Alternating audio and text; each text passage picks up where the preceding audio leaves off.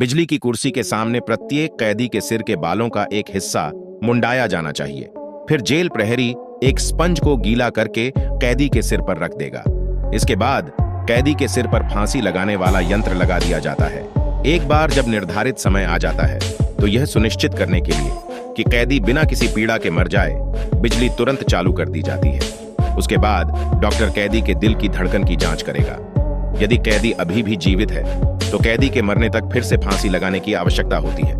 फिर अगले कैदी की बारी आती है, लेकिन नया जेल प्रहरी गीला स्पंज न लगाने की कोशिश करना चाहता है और सीधे कैदी के सिर पर फांसी लगाने वाला यंत्र लगा देता है। फिर जेल प्रहरी घड़ी की ओर देखता है और बिजली चालू करने का आदेश देता है। हालांकि कैदी तुरंत नहीं मरता, कैदी के शरीर से चिंगारियां भी निकलती हैं। पुराना जेल प्रहरी पानी की बाल्टी को देखता है और तुरंत कारण समझ जाता है। वह इसे रोकने की कोशिश करता है, लेकिन तुरंत उसे रोक दिया जाता है क्योंकि इससे कैदी और अधिक पीड़ा में पड़ जाएगा। कैदी एक दर्दनाक चीख निकालता है। चीखें, दर्शक भी घबरा जाते हैं।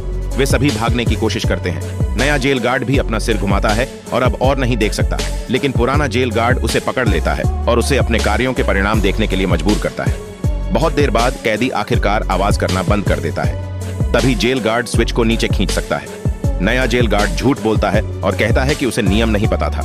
पुराना जेल गार्ड उसे गुस्से से घूंसा मारता है, लेकिन चूंकि नए गार्ड के पिता उनके वरिष्ठ हैं, इसलिए सभी को उसे कुछ समय के लिए जाने देना पड़ता है। हालांकि जब वह तिरस्कार की नजर से जेल में लौटता है तो एक कैदी अचानक उसका गला घोंट देता है।